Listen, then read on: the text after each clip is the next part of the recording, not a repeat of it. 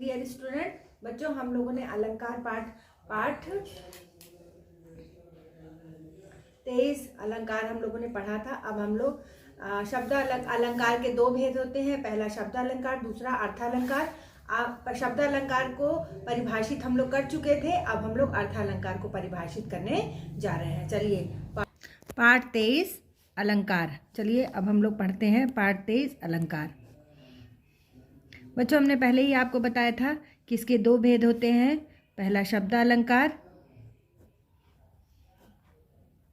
और दूसरा अर्थालंकार।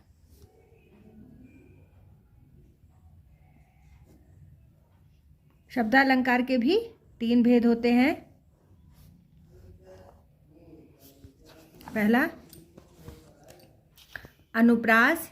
बच्चों आप लोगों को इसमें अनुप्रास और यमक ही पढ़ाया गया है, हमने आप लोगों को श्लेष भी पढ़ाया था। अनुप्रास, यमक और श्लेष अलंकार। बच्चों एक अलंकार आप लोगों को उसमें कोर्स में शायद नहीं दिया गया है, चलिए कोई बात नहीं, हमने श्लेष भी आप लोग को पढ़ा दिया है। अब हम आपको आते हैं अर्थालंकार पे। बच्चों अर्थालंकार का इसमें तीन भेद दिया गया है, जबकि हम आपको एक और भेद बताते हैं। उपमा अलंकार, रूपक अलंकार, उत्प्रेक्षा अलंकार और ये आ गया आपका अतिशयोक्ति अलंकार। अतिशयोक्ति अलंकार।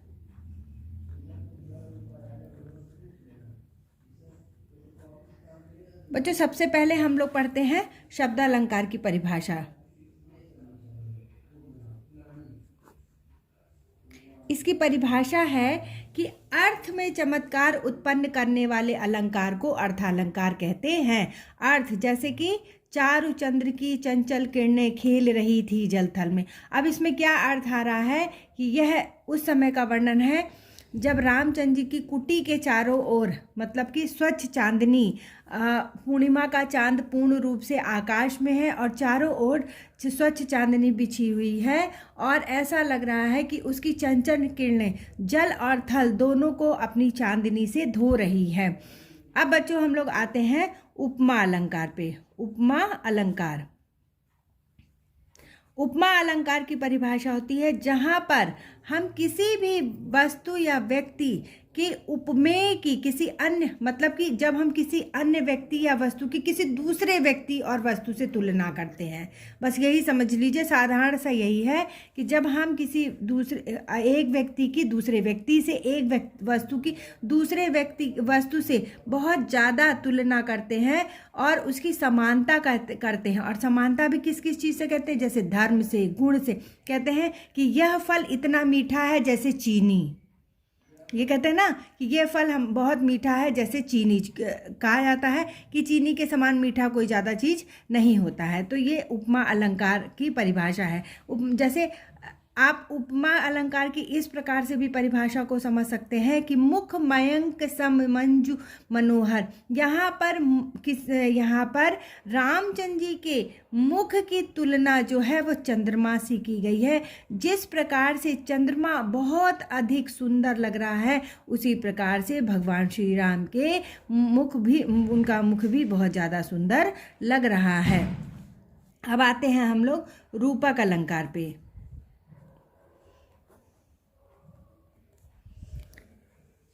रूपक अलंकार में बच्चों जहाँ दो वस्तुओं में बहुत अधिक समानता हो और एक वस्तु को दूसरी वस्तु का रूप मान लिया जाए, उसे हम, अब ये समझिए कि जहाँ पर हम एक वस्तु की तुलना करते हैं और उसको दूसरी वस्तु मान लेते हैं, वहाँ पर रूपक अलंकार होता है। का, के, की द्वारा भी इसको बताया जाता है। जैसे इसमें बताया गया है चरण कमल बंदो हरिराई, अर्थात यहाँ कवि ने चरणों को ही कमल मान लिया है। मतलब ईश्वर के चरण इतने ज़्यादा सुंदर हैं कि वह कमल पुष्प के समान कोमल हैं, इसलिए यहाँ पर उपमा अलंकार है। अब आते, चलिए बच्चों एक बार फिर से देख लें शब्दालंकार, जहाँ पर अर्थ में चमत्कार उत्पन्न करने वाले को अर्थालंकार कहते हैं।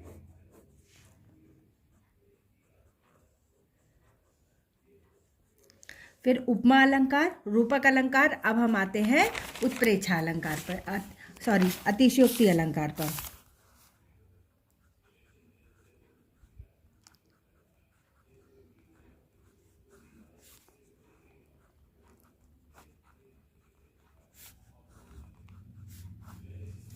अतिशयोक्ति अलंकार उसे कहते हैं जहाँ पर किसी भी वस्तु या व्यक्ति का बढ़ा चढ़ाकर वर्णन किया जाए, वहाँ पर अतिशयोक्ति अलंकार होता है। जहाँ किसी वस्तु या व्यक्ति का बढ़ा चढ़ाकर, कि वो चीज़ है भी नहीं और हम कह भी रहे हैं, बढ़ा चढ़ाकर वर्णन किया जाता है, वहाँ अतिशयोक्ति अलंकार होता है। जिसको मतलब कोई ओर छोर नहीं होता है, फिर भी हम उस चीज़ को मान लेते हैं, तो वो चीज़ होता है अतिशयोक्ति अलंकार। अब जैसे इसमें बताया गया बच्चों, एक बार हम लोगों ने 8th में पढ़ा भी था, एक था कि पानी परात को हाथ छुओ नहीं, नैनन के जल सोपक धोयो, कि सुदामा जी के पैर को श्री कृष्ण भगवान ने परात का पानी हाथ नहीं लगाया और इतना रोए कि उनके आंसुओं से ही उनका पैर धुल गया। यहाँ पर अतिशयोक्ति अलंकार होता है, इसलिए यहाँ पर अतिशयोक्ति अलंकार माना गया है। और एक और इसका बनाया गया है। अब तो इस तरह से कवि ने सुदामा की दीन अवस्था का वर्णन करते हुए बताया है कि सुदामा की दीन अवस्था देखकर श्री कृष्ण की आंखों में अश्रु आ गए और वे इतना रोए कि अपने आंसुओं से ही सुदामा के पैर धो दिए। पैर धोने के लिए लाया गया जल परात में यूं ही रखा रहा, अतः यहाँ पर अतिशयोक्ति अलंकार है। तो बच्चों, हम लोगों ने देखिए आज अर्थालंकार भी कंप्लीट कर लिया। अलंकार, शब्दालंकार के 3 भेद, अनुप्रास, यमक, श्लेष। अर्थालंकार के यहाँ पर आप लोगों के कोर्स में 3 ही है, हमने 3 ही आपको पढ़ाया, उपमा, रूपक, उत्प्रेक्षा और अतिशयोक्ति। हमने उपमा, रूपक और अतिशयोक्ति अलंकार बताया है। अर्थालंकार जहाँ पर अर्थ में चमत्कार उत्पन्न होता है उसे अर्थालंकार कहते हैं। उपमा अलंकार जहाँ पर एक वस्तु या व्यक्ति की समानता किसी दूसरे व्यक्ति या वस्तु से की जाती है, वहाँ पर उपमा अलंकार होता है। जैसे मुख मयंक रह सम मंजु मनोहर। और रूपक अलंकार चरण, यहाँ पर किसी भी व्यक्ति और किसी भी व्यक्ति या 2 वस्तुओं में अधिक समानता के कारण जब भ्रम पैदा हो जाता है, वहाँ पर रूपक अलंकार होता है। और फिर उसके बाद से हमने पढ़ा अतिशयोक्ति अलंकार, जहाँ किसी वस्तु या व्यक्ति का बढ़ा चढ़ा करके वर्णन किया जाता है, वहाँ पर अतिशयोक्ति अलंकार भी होता है। चलिए बच्चों, देखिए अब ये चैप्टर हमारा अलंकार यहाँ पर समाप्त हो गया। इसके साथ साथ में हम लोगों का रिटन चैप्टर मतलब ख़त्म हो चुका है और आपका यहाँ पर लगभग कोर्स पूरी तरीके से समाप्त हो गया है। इस चैप्टर को आप लोग कंप्लीट करेंगे और इसका क्वेश्चन आंसर भी आप लोग लिखेंगे। क्वेश्चन आंसर आई थिंक हमने सेंड कर दिया है, लेकिन फिर भी एक बार और हम सेंड कर देंगे, जिसका छूटा होगा वो कर लेगा। हाँ, कुछ बच्चों ने हमसे ये पूछा था कि मैम 3rd टर्म का हमको आप कोर्स वो बता दीजिए कितना है कोर्स, तो हम आप लोग को ऑनलाइन इसको मैसेज कर देंगे। Thank you.